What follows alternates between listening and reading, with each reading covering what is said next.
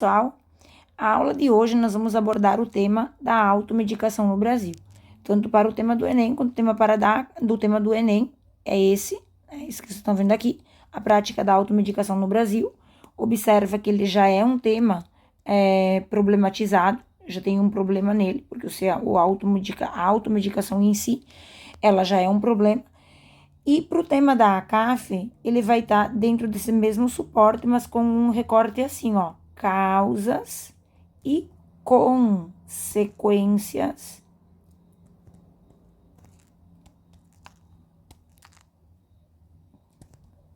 da automedicação. Então, não é que no Enem você não possa fazer essa abordagem, tá? De causas e consequências. Só que na ACAF você tem que relacionar causas e consequências da automedicação. Uma sugestão, o que tu pode fazer? Pode abordar D1 com causa e já explora uma consequência. E o D2, novamente, tu faz isso, uma causa e uma consequência, sempre relacionando o tema. Ou então, tu pode fazer uma outra estratégia, D1 com causas e D2 com consequências. Então, a abordagem argumentativa que tu usar é independente, ela vai ficar bom, mas sempre tem que lembrar, recorta para o tema. Sempre traz do tema as palavras-chave. As palavras-chave que é causa e consequência da automedicação. Isso é extremamente importante para a CAF, para a banca não considerar uma espécie de tangenciamento de tema. Vou abordar com vocês agora alguns argumentos que você pode utilizar tanto para o tema do Enem quanto para dar a CAF, fazendo os seus devidos ajustes. Então, primeiro aqui, observa que tu vai receber agora o tema todo ele desenvolvido. Da mesma forma que eu mostrei nas outras aulas, agora eu deixei ele em desenvolvimento. Então, aqui tu vai ter o quê? O tópico frasal, aquilo que tu vai iniciar o teu parágrafo, uma justificativa, o apontamento da causa, o apontamento da consequência e um repertório. Claro, se você quiser usar outro repertório sociocultural, fica bem à vontade, tu pode modificar. Ah, prof, não quero usar causa e consequência, eu quero usar só um dos dois porque vou fazer o Enem. Planejamento é teu. Você faz de acordo com aquilo que você achar mais importante, tá? Então, vamos analisar aqui os argumentos. O primeiro, então, a banalização do uso de medicamentos no Brasil. Então, a banalização do uso de medicamentos, tu pode justificar ele apontando o quê? Que situação eu posso apontar? A questão das experiências, né? Experiências anteriores é uma das justificativas que banaliza. A pessoa foi ao médico, ela já teve um sintoma parecido, e aí ela reproduz esse conhecimento empírico como se fosse algo científico, algo concreto, algo passível de se confiar. Não dá para descartar aqui também a questão das orientações de amigos e familiares. Então, por quê? Aqui nós temos a questão do social, a interferência que esse social causa na vida de todos nós, né? As influências. A pessoa tem um conhecido que já tratou um sintoma parecido e aí ela evita ir ao médico porque ela vai se basear nessa experiência que não é científica e que pode ser muito nociva à saúde dela. O que nós podemos jogar aqui como causas do problema? Vamos analisar aqui. Causas do problema eu posso apontar a ausência de campanhas educativas. Então, assim, as pessoas, elas desconhecem os riscos da automedicação. Elas não têm conhecimento científico para lidar com essa problemática, então essa é uma das principais causas. Pode ter outras causas, pode ter. A banalização é pela falta de conhecimento ou pela vida corriqueira, o grande número de situações que a gente tem para fazer num dia. Então, isso também gera uma espécie de pressa, vamos lá, eu vou comprar o remédio, não preciso perder tempo para me consultar, e essas coisas todas. Então, quando a gente vai pensar nisso, já vamos alertar para uma outra situação aqui, que é uma consequência bem importante, que é o uso incorreto vai causar intoxicação, pode causar reações adversas e mascarar sintomas de doenças mais sérias. Então aqui eu posso usar o repertório que tá aqui, depois você pode olhar. Ou então você pode colocar aqui um exemplo. Por exemplo, o analgésico, ele pode piorar, então, piora a enxaqueca. Por quê? Porque ao invés de tratar, ao invés de descobrir a origem da dor, o analgésico vai só protelando esse diagnóstico de enxaqueca. Então, pode torná-la crônica. A gente pode colocar o anti-inflamatório, que ele sobrecarrega os rins.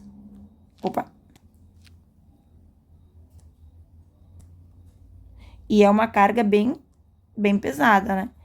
Dá para colocar aqui também a questão do mascaramento, o possível mascaramento de infecções pelo antitérmico, né? Porque, uma vez que a pessoa tá com febre, ela toma um antitérmico, ela vai diminuir os sintomas e ela pode não querer consultar um médico para resolver esse problema. E aí pode deixar esse sintoma de infecção proliferar e ganhar maiores proporções. Então, tu pode colocar como uma situação do repertório sociocultural, essa questão da OMS, ou citar esses fatos exemplo. A facilidade do acesso a medicamentos também é um fator que facilita a automedicação. Então, quando a gente pode pensar nesse argumento, é bem importante falar disso, a facilidade no acesso aos medicamentos. Então, o que a gente pode justificar aí? Como é que a gente justificaria isso? Olha só, a venda irrestrita de diversos medicamentos em farmácias, não tem fiscalização rigorosa, muitos remédios ainda vendem sem receita, então sem receita, sem o controle necessário, então é uma das justificativas. Falta de regulamentação eficaz, nós podemos apontar como uma causa do problema, então não tem uma regulamentação eficaz, falha a fiscalização, a busca do consumidor por soluções rápidas também vem como uma causa desse problema se fortalecer. E a consequência, nós podemos colocar o agravamento de quadros clínicos, porque é o que infelizmente acaba acontecendo. Então, diagnósticos equivocados, o agravamento de quadros clínicos, sobrecarga nos serviços de saúde. Por quê? Porque se a pessoa está se automedicando, ela pode estar se medicando por uma coisa, quando na realidade ela tem outro problema. Então, ali um diagnóstico equivocado, né? Ou então, ela pode agravar o quadro porque ela está usando uma subdosagem que nunca vai fazer efeito, uma superdosagem que pode ser causar uma intoxicação, enfim, né? Então, nós temos esse aparato com bastante critério para ser analisado. Uma situação que dá para usar aqui é o artigo 220 da Constituição Federal, que ele vai pedir a regulação pela lei federal das propagandas. Eu acho que eu vou tirar esse argumento daqui, porque vai ter um outro que depois eu posso usar ele mais efetivamente. Então, quando a gente pode pensar aqui, a gente pode falar assim, o descaso, né? O descaso que existe no fator da saúde em falhas legislativas, né? Porque não é proibido a venda, a maior parte dos remédios vende sem receita. Então, a falta de controle mesmo é um problema que a gente pode colocar aqui. E daí, a falta de controle, quando tu for usar a sobrecarga do SUS, pode exemplificar com o sob pressão, como é a realidade do hospital público sucateado em todas as suas condições, tá? Então, esse é um ponto importante ressaltar também. Outro ponto que a gente pode discutir aqui é a questão da precariedade do serviço de saúde. Então, olha só, gente, isso não justifica, mas com certeza ele é um dos motivos. A precariedade no acesso à atenção básica da saúde vai favorecer o consumidor a querer ir para a farmácia comprar o remédio. Por quê? Porque vamos justificar já falando disso. Observa aqui, longas filas, demora, agendamento, falta de profissional, até mesmo falta de infraestrutura, faz com que as pessoas busquem alternativas rápidas para tratar os sintomas. Ao invés de ir lá no posto, lá numa UPA, lá num atendimento emergencial, e ficar lá por horas esperando, ela resolve buscar uma solução mais rápida e que tire menos tempo dela durante o dia. Então, aqui nós podemos pensar, mas e por que esse problema está acontecendo? Quando a gente pensa nesse problema, por que existe essas demoras, essas filas? Então, o subfinanciamento do sistema pode ser, desigualdade de distribuição dos serviços para todas as regiões não é igual. Então, isso vai favorecer que alguns lugares tenham um atendimento mais adequado e outros muito mais precarizados. E, como consequência, então, a automedicação pode causar, deixa eu trocar a cor aqui, como uma consequência, ela pode gerar não trocou. Ela pode gerar o agravamento da enfermidade, aumento da demanda por atendimento de emergência, e isso já vai completar, então, um ciclo bastante problemático. Se nós pegarmos aqui essa questão do IBGE 2022, ele vai mostrar que mais de 30% dos brasileiros que buscaram atendimento no SUS relataram dificuldades ou demora em conseguir consultas, o que reforça a busca por soluções alternativas de automedicação. Se a gente analisar isso aqui, a gente pode colocar aqui a violação das duas grandes leis que existem dentro do sistema de saúde. Por quê?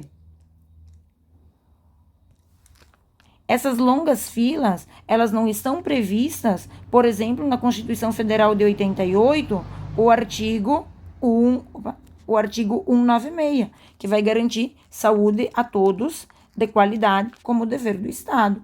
Também a lei do SUS vai garantir atendimento universal. Então, nenhum dos dois está sendo cumprido veementemente quando existem essas longas filas, essas grandes demandas. A desinformação pode ser uma outra situação que tu pode usar aqui. Então, aqui a gente pode colocar como argumento, né, essa desinformação sobre o uso dos medicamentos. Como que essa situação acontece? A popularização da internet, até mesmo tu pode colocar a questão dos influenciadores, que vai gerar, então, muitas vezes, essa fonte de confiança para a população consumir, e às vezes não é nem medicamentos, pode citar a questão do suplemento sem respaldo científico, suplemento vitamínico, suplemento alimentar, essas coisas que não têm um respaldo científico, mas as pessoas aprendem na internet. Aqui, claro, nós podemos colocar uma outra situação, que é o Dr. Google, né? Quando a gente pensa nessa questão da desinformação, a questão da cibercondria, ela vem com força. Por quê? A pessoa, para não ir ao médico se consultar, ela se autodiagnostica através da internet. Então, ela tem aqui uma fonte de um diagnóstico errôneo, ela vai buscar a medicação e ela vai ingerir a medicação de acordo com aquilo que a internet lhe diz. Então, não tem ninguém avaliando o seu caso, avaliando a questão da necessidade, da urgência, um exame ou coisas desse gênero para saber se ela está fazendo a medicação de uma forma mais eficaz ou então de uma forma mais corriqueira, que vai agravar o sistema de saúde por alguma situação assim. Então, esse é um problema bem grave. Aqui nós podemos colocar até a questão da venda de medicamentos pela internet. Às vezes a pessoa precisa de uma receita para comprar, mas por que não, né? Ela compra na internet, que ela não precisa, e não precisa da receita, e vai facilitar a questão dela. A questão do problema dela, que é não querer buscar ajuda médica, mas ter a medicação. A pandemia de Covid-19 também é um fator exemplo que tu pode usar pela ingestão, por todas as desinformações que surgiram e até por conta de ser um vírus repentino, que não tinha imunização, serve como fato exemplo também. Então, deixei aqui outros argumentos possíveis, mas alguns até repetem esses primeiros que já estão bem desenvolvidos. Então, dá para usar a questão aqui. Mas eu vou acrescentar alguns. Então, aqui eu já coloquei o sistema precário, nós já falamos. A compra de medicamentos sem receita em si só podia ser um argumento também. A falta de informação nós acabamos de falar.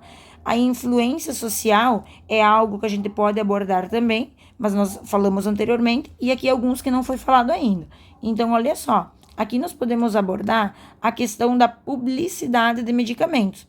Claro que muitas vezes essa publicidade vai ser de um Dorflex, vai ser uma publicidade de um Estomazil, vai ser de um Gelol, mas existem até os bordões, né? Passa Gelol que passa, tomou Doril, a dor sumiu. Então isso vai se concretizando ao longo da história como se fosse algo naturalizado. Mas não é um remédio perigoso, é só um Dorflex, só que precisaria de uma atenção médica. E aí, a publicidade dos medicamentos, também aqui tu poderia colocar a influência de pessoas famosas, que vai favorecer, então, essa venda. Outro argumento bem grave aqui é a estocagem domésticas de remédios, a famosa farmacinha. Então, essa prática, ela vai levar a várias... Primeiro, que todo mundo tem em casa uma farmácia, uma farmacinha, uma estocagem de medicamentos. Então, isso não é o problema quando é uma medicação básica, um socorro imediato. O problema aqui, o maior problema de todos, é quando nessa estocagem doméstica vai aparecer antibióticos. Por quê? A pessoa muitas vezes, ela não... muitas vezes a pessoa não faz o tratamento correto quando ela foi ao médico e ele receitou antibiótico. E ao não fazer o tratamento correto, ela sobra. Então, ela vai reaproveitar esse antibiótico numa situação que ela tiver um sintoma parecido. E aqui, a gente vai ter o quê? A proliferação das superbactérias. É bem interessante a gente considerar que a superbactéria, ela é uma bactéria resistente. Uma bactéria que não é sensível ao medicamento, ela é resistente ao medicamento. Essa bactéria resistente, ela só é resistente por quê? Porque houve uma mutação no seu DNA. Essa mutação não ocorre por meio da medicação. É importante a gente salientar isso. Essa mutação ocorre por acaso ou por um fator do dia a dia, que é aleatório. Só que ela sendo resistente, o que acontece? Se a pessoa tem que tomar, vamos colocar aqui, o médico receitou 7 dias de antibiótico. E a pessoa toma só 4, com 4 dias, os sintomas são a menos. Os sintomas eles reduzem. Então, o que acontece? Nesses 4 dias, o tratamento não foi completo. Então, a pessoa teve, provavelmente, a redução, a expulsão das bactérias sensíveis. Por isso que reduziu o efeito. Só que, em contrapartida, aquela que é resistente, ela fica ali e se prolifera ainda mais. Ela fica mais resistente ainda, porque você deu alimento para ela, mas não a ponto de ela ser eliminada completamente. Então, ela cria ainda muito mais resistência. Então, esse é um problema muito, muito grave.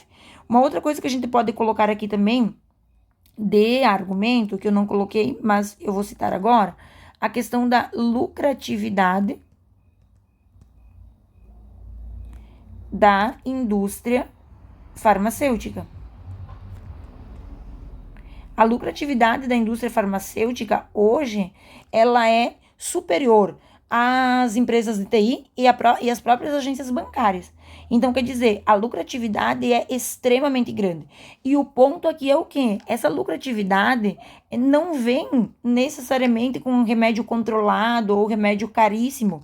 A principal venda é analgésico, antitérmico e anti-inflamatório. Que é justamente o quê? Os remédios que você não precisa de receita. E que também são com preço viável. Então, não é uma medicação cara que a população diz, não, é melhor ir ao médico e pegar um remédio lá no posto de saúde. Não, ela é de fácil acesso econômico também. Então, esse é um outro argumento que a gente pode abordar. E a cultura da automedicação. Quando a gente pensa no chá, né? Da vida toda a gente soube que se automedicar é uma coisa, ok, pode se automedicar. Então, isso é um ponto bastante sensível, gente. Aí eu vou apresentar agora outros repertórios que podem auxiliar ali no desenvolvimento do teu texto. Então, aqui vamos colocar, deixa eu só trocar a cor. O primeiro deles, uma pesquisa, tem 2 dados, mas eu vou preferir esse aqui, que é o do Conselho Federal de Farmácia, que aponta que 77% dos brasileiros têm a automedicação como uma prática rotineira. O ICTQ falou que 86% dos entrevistados admitem se automedicar. Então, mas não é rotineiramente. A pesquisa do Conselho Federal de Farmácia mostra como uma prática corriqueira, o que é bem grave. A Abifarma, que é a Associação Brasileira de Indústrias Farmacêuticas, ela aponta 20 mil mortes consequência por consequência do uso de fármacos de modo errôneo, de modo aleatório. Então, isso é muito grave também. Aqui tem uma outra situação, né, que é do Sistema Nacional de Informações Tóxico-Farmacológicas, que aponta 30 mil casos de internação por intoxicação no país. Gente, olha só, se nós temos 30 mil casos internados por intoxicação, imagina o tanto de outros casos que não existem, mas que não precisam de um atendimento médico emergencial ou uma internação. Então, isso é muito grave, é um número muito alto. Agora, esse dado da Anvisa, ele é extremamente importante, porque ele aponta que 18% das mortes por envenenamento são atribuídas à automedicação e 23% da intoxicação infantil é ligada à ingestão acidental de medicamentos armazenados em casa. Então, a farmacinha que se tem em casa, ela pode ser muito, muito, muito mais prejudicial do que a gente possa imaginar.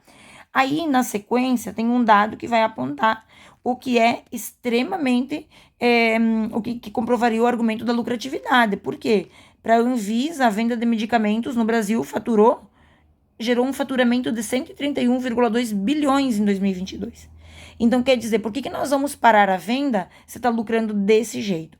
Tá? Outros repertórios que dá para ser usado, então, só vou trocar a cor que não é mais dados, o emplasto Brás Cubas, né, que daí então ele é totalmente fictício, imagina, remédio para melancolia, mas as ervas indígenas e boticários do período colonial, aqui também tu pode acrescentar contemporâneos chás, né, o chá que parece inofensivo, mas tudo que é demasiado e errôneo, ele pode ser uma problemática maior. Então, nós podemos colocar aqui uma reflexão do Paracelso, que diz que a diferença entre o remédio e o veneno é a dose.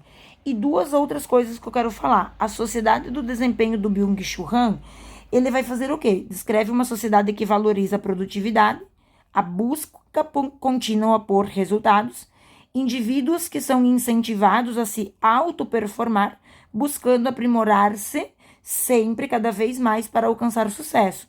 E isso pode levar à exaustão e ao adoecimento psíquico. Gente, isso aqui vem do quê? A síndrome de burnout. O Brasil é o segundo país do mundo com maior número de pessoas com burnout, só perdendo para o Japão. Por quê? Porque, de acordo com o Byung-Chul Han, nós temos aqui o quê? Uma sociedade que não está mais à mercê do vigiar e punir. Ela está à mercê dela própria, do termo do panóptico que ele discute para ele mesmo, que é a questão do quê? Você se autovigia. Então ele tem a reflexão de que numa sociedade cansada, a vigilância não está fora, ela está dentro. De modo que ninguém mais precisa vigiar ninguém. Por quê? Porque a gente se vigia o tempo todo para performar o tempo todo. E adoece e se automedica para poder continuar trabalhando e performando. Aliado a esse, eu quero colocar um artigo da Eliane Brum que se chama Exaustos e Correndo e Dopados, que faz muito essa reflexão do Byung-Chul Han. Por quê? Porque ela vai dizer que nós estamos vivendo numa sociedade que... Só um pouquinho, eu vou arrumar isso aqui.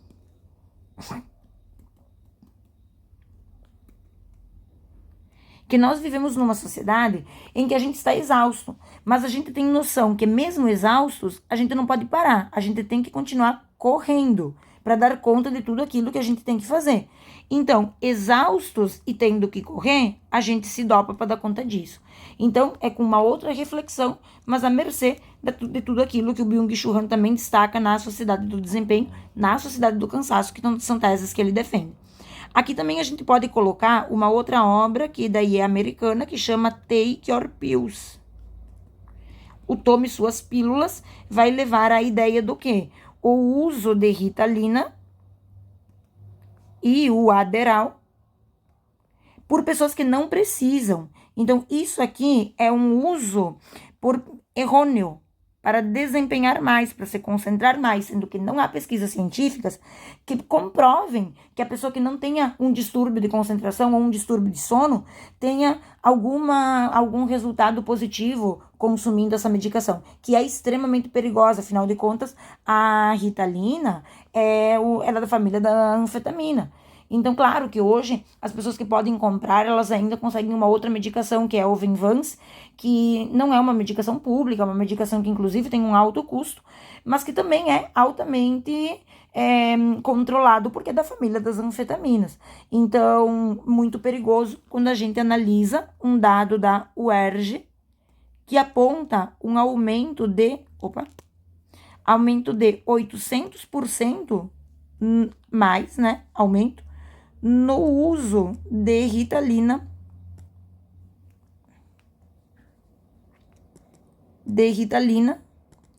nos últimos 10 anos no Brasil. Então, quer dizer, o Brasil, em termos de Ritalina, é o segundo maior consumidor do mundo, só perde para os Estados Unidos. Então, nós temos um problema bem grave. Essa automedicação, ela está acontecendo. Não quer dizer que a automedicação de Ritalina aconteça só sob automedicação, mas também acontece, a pessoa consegue a receita e compra o remédio. Mas é por outros fatores, né, que impulsionam a sociedade, como a sociedade que a gente vê hoje, uma sociedade acelerada, que não cuida da saúde e que a consequência disso diretamente é a automedicação. Certo, pessoal? Tem os temas, então, da CAF, do Enem e da UFSC, que vocês podem enviar sobre esse assunto nessa semana. Até a próxima aula. Tchau, tchau.